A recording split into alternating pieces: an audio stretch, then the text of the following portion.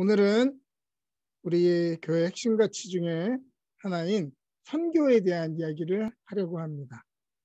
선교, 선한 것을 베풀고 가르치다라는 제목으로 말씀을 전하도록 하겠습니다.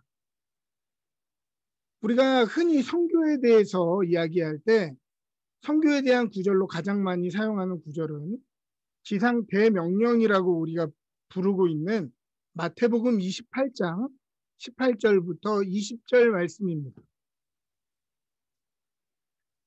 문제는 말씀의 의도와 상관없이 아주 오랫동안 세계 역사 속에서 서구 열강들이 이 말씀을 근거로 제국주의를 종교적인 명분으로 포장해 왔다는 것입니다. 십자군 전쟁이 그랬고 스페인 제국 전쟁이 그랬죠. 즉 선교란 기독교화라는 이름으로 타 문화권에 가서 서구 문명을 전파하는 것이라 생각했고 현지의 문화를 열등하게 여기고 서구화시키는 것이라고 아주 오랫동안 그렇게 생각되어져 왔습니다. 오늘날에도 많은 사람들이 착각하는 것은 세상을 기독교화하고 마치 기독교 국가로 만드는 것이 우리의 사명인 것처럼 여기는 사람들이 제법 많다는 것입니다. 그래서 자꾸 교회가 세상의 중심인 자신들의 본때를 보여주려고 합니다. 집단의 힘을 보여주려고 하고요.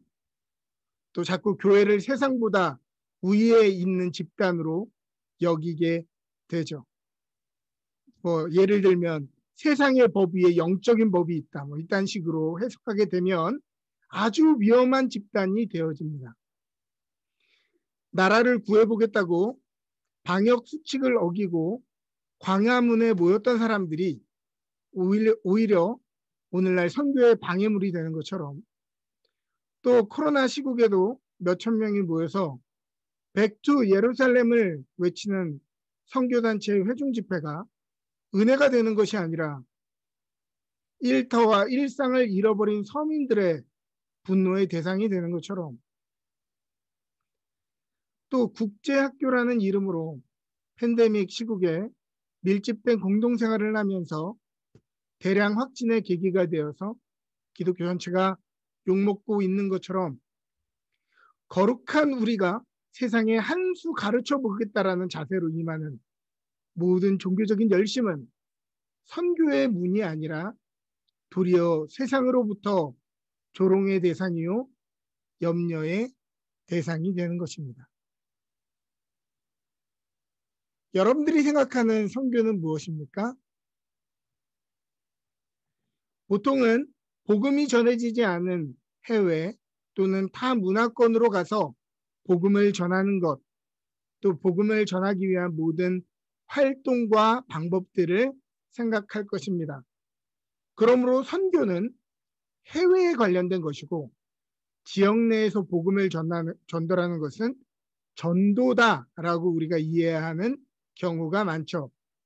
그러나 사실 선교와 전도는 다른 개념이 아닙니다. 성경 내에서 선교와 전도를 구분하는 다른 별도의 단어가 있지 않습니다. 하나의 단어밖에 없죠. 그러면 왜 우리 안에 이렇게 해외에서 하는 것은 선교고 국내에서 하는 것은 전도라는 이런 지역적인 구분법이 생겨났을까? 그것은 바로 사도행전 1장 8절을 해석하는 우리의 국어적인 어떤 해석 방법에 있어서 그렇습니다. 오직 성령이 너에게 임하시면 너희가 권능을 받고 예루살렘과 온 유대와 사마리아 땅끝까지 이르러 내 증인이 되리라 하십니다.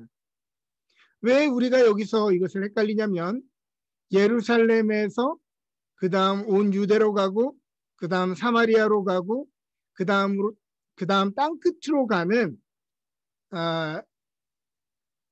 어떤 순차적인 것으로 우리가 이해하고 있기 때문에 그렇습니다. 그런데 이 본문을 영어로만 봐도 전혀 다르죠. 영어는 and로 되어 있어요. and then으로 되어 있는 게 아니라 and.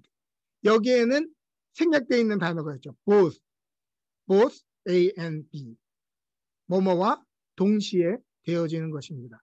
예루살렘과 땅끝과 사마리아가 동시에 복음을 전달하게 되는 것이지, 예루살렘이 다 완수되고 우리 지역 전도도 못했는데 무슨 선교냐, 그게 아닙니다.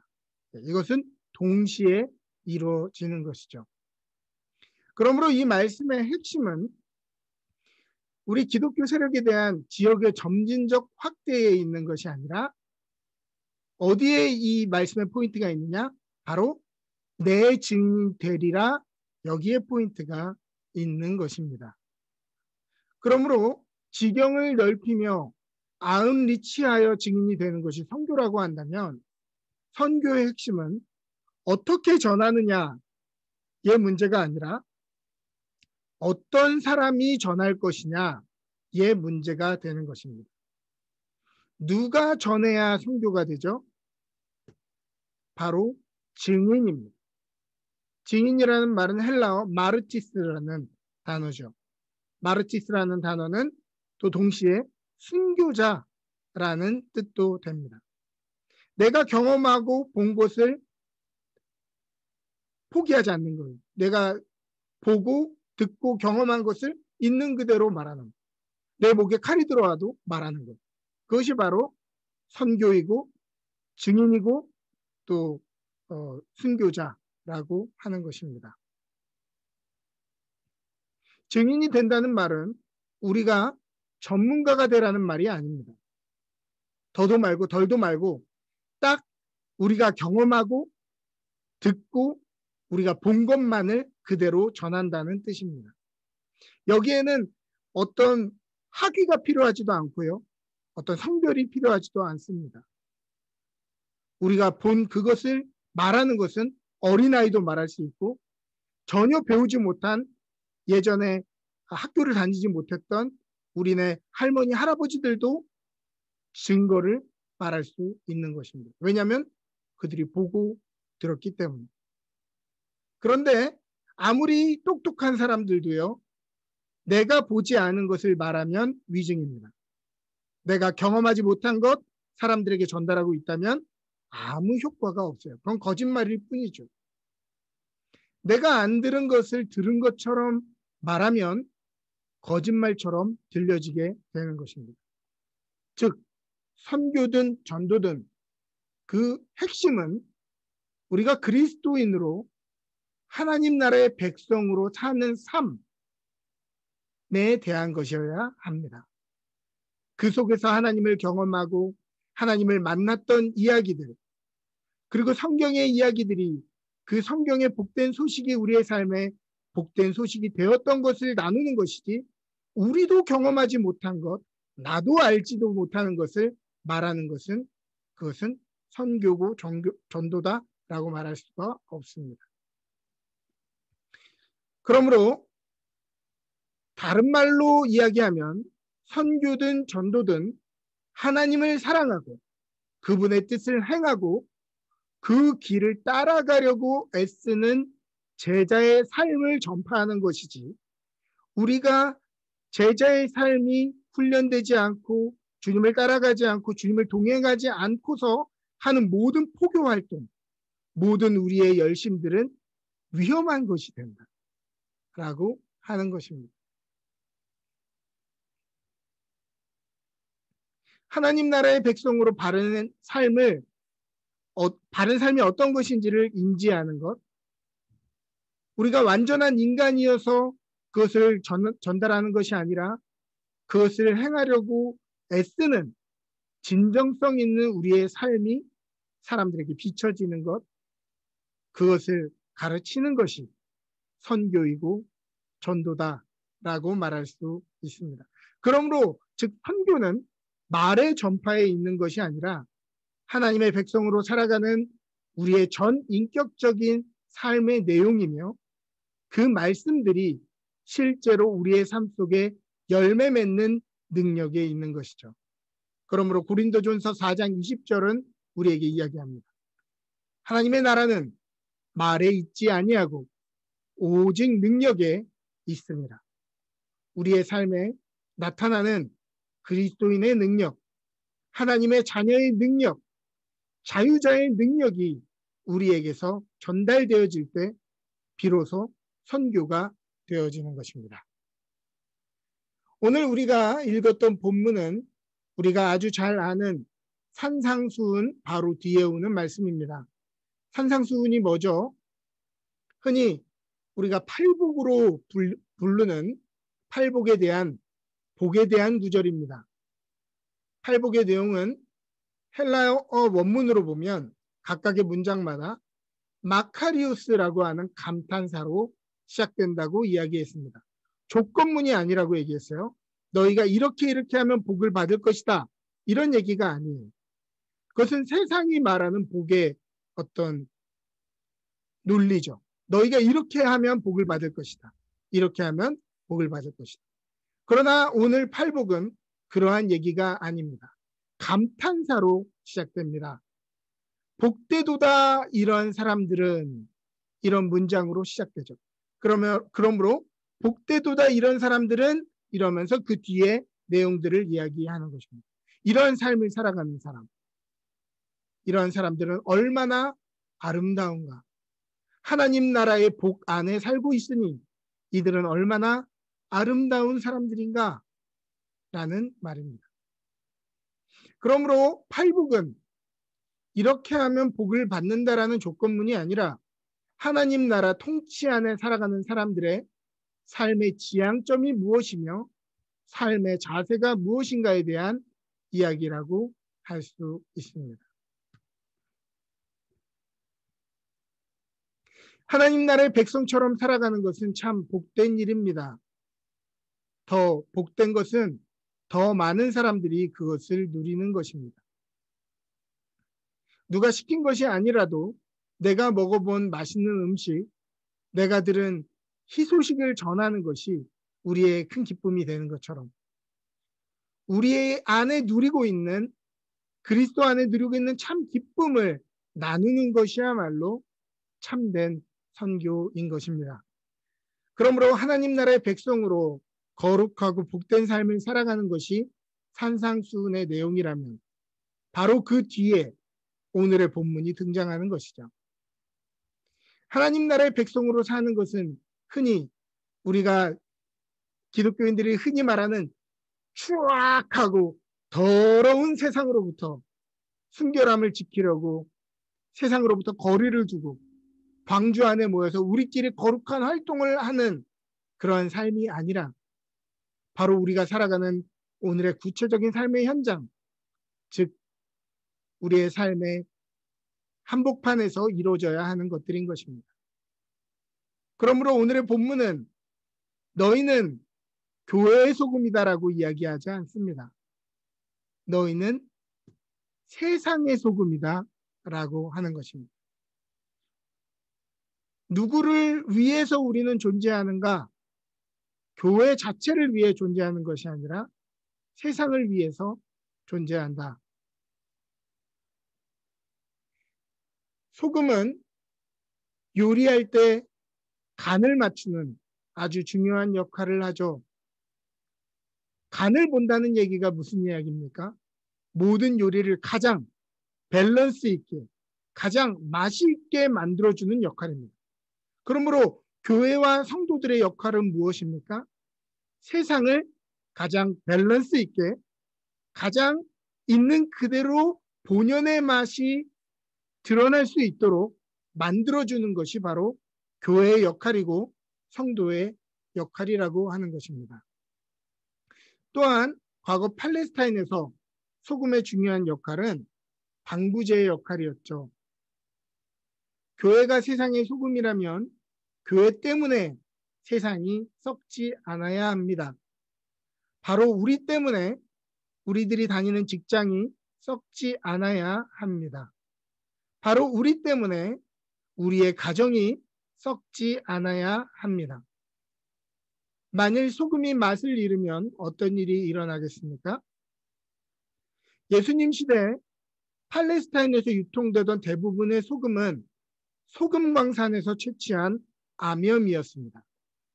오늘날 우리가 바닷물을 증발시켜 만드는, 증류시켜 만드는 순수한 농도의 소금과는 달리 당시에 유통되던 암염들은요, 흙과 불순물들이 많이 섞여 있어서 어떤 것은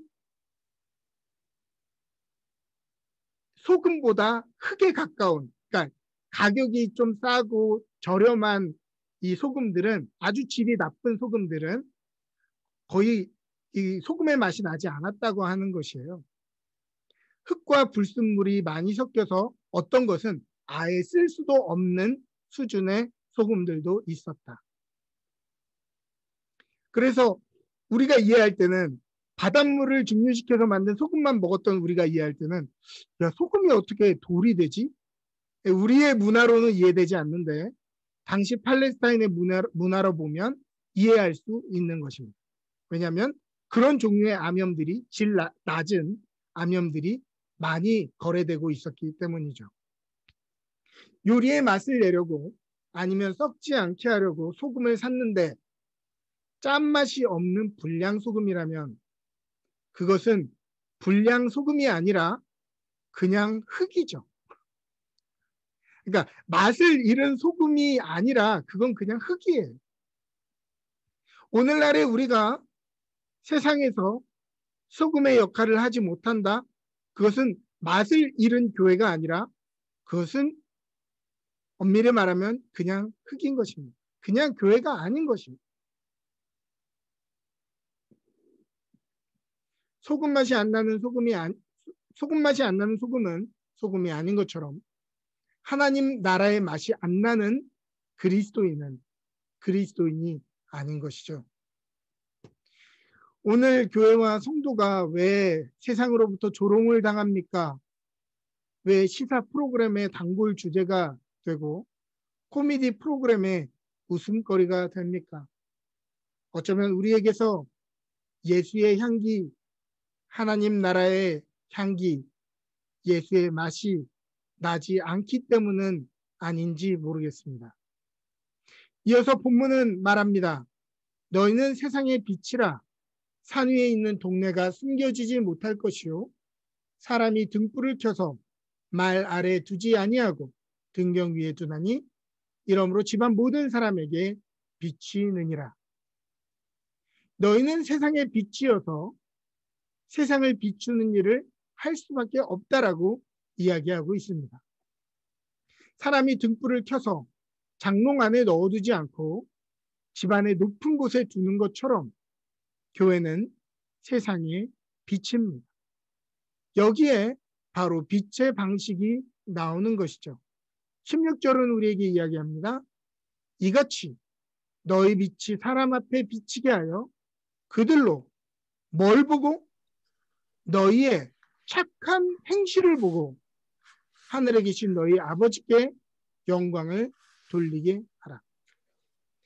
이 본문은 빛의 본질이 무엇이라고 이야기하냐면 바로 착한 행실이라고 이야기합니다. 그러므로 소금과 빛이 된다는 것은 우리가 세상에 소금이 되겠다면서 세상에 쓴소리를 하고 하나님의 뜻을 운운하면서 아픈 사람들의 상처에 소금을 뿌리는 것이 세상의 소금이 되는 것이 아닙니다. 세상의 소금이 되는 것, 세상을 비관적으로 바라보는 것을 의미하지 않습니다. 동시에 빛이 된다는 것은 세상의 모든 어두움과 음모를 까발리라고 하는 것도 아닙니다. 소금과 빛이 되는 것, 그것은 그리스도를 따라가려는 우리의 선한 성품, 하나님 나라의 가치관대로 살아내려는 착한 행실에 있는 것입니다. 세상이 우리의 삶에 나타난 그 착함을 보고 하나님께 영광을 돌리게 하는 것, 그것이 증인이 되는 것이고 복음을 전하는 것이고 소금 맛을 내는 것이고 빛이 되는 것입니다. 우리가 사용하고 있는 선교라는 단어, 그것은 참 아름다운 단어이죠. 베풀 선자에 가르칠 교입니다. 어떤 것이 선교냐? 선한 것을 베풀고 가르치는 것이 바로 선교라고 우리 조상들은 이해했습니다. 아주 좋은 단어를 쓴 것이죠. 세계 대부분의 나라의 선교들이 총칼을 앞서서 들어온 것에 비해서 우리 한국은 기독교가 그러한 방법으로 들어오지 않았습니다. 어떻게 들어왔습니까? 선한 것을 베푸는 모양으로 들어왔습니다. 당시 서구에서 엘리트의 삶에 보장되어 있었던 선교사들이 자신의 삶을 하나님께 드리고 또 조선이라는 땅에 헌신하여 지구 반대편에 선교사로 들어와 재중원 같은 병원을 세워 사람들을 돌보고 또 학교를 세워 나라의 인재들을 키워냈습니다. 또 이화학당을 세워서 당시 무시받던 여성들, 그러니까 어떤 한 사람의 의사결정자로 존중받지 못하던 여성들에게 교육의 기회를 주었고 또 어떤 그 나라의 미래를 준비하는 지도자로 세우는 일들을 그들이 했습니다. 약한 사람들을 돌보고 교육을 통해 무지함을 깨우치고 성차별과 반상의 도를 뛰어넘어 모두가 평등하고 존귀한 세상이 있다는 것을 보여주는 것. 이 모든 것은 단순히 선한 사업이 아니라 모두 성경의 가치관 그대로를 실천하는 것이었습니다. 그래서 그 선함을 대접받았던 한국의 조선의 사람들은 이 사람들이 우리에게 착한 일을 하고 있구나. 그 너머의 것을 배우게 되었다고 하는 것이죠.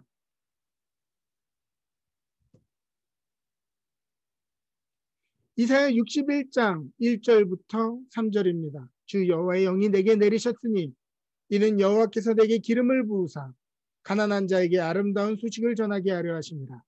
나를 보내사 마음이 상한 자를 고치며 포로된 자에게 자유를 갇힌 자에게 노임을 선포하며 여호와의 은혜의 해와 우리 하나님의 보복의 날을 선포하여 모든 슬픈 자를 위로하되 무릇 시온에서 슬퍼하는 자에게 화관을 주어 그 죄를 대신하며 기쁨의 기름으로 그 슬픔을 대신하며 찬송의 옷으로 그 근심을 대신하시고 그들이 의의 나무 곧 여호와께서 심으신 그 영광을 나타낼 자라 일컬음을 받게 하려 하십니다.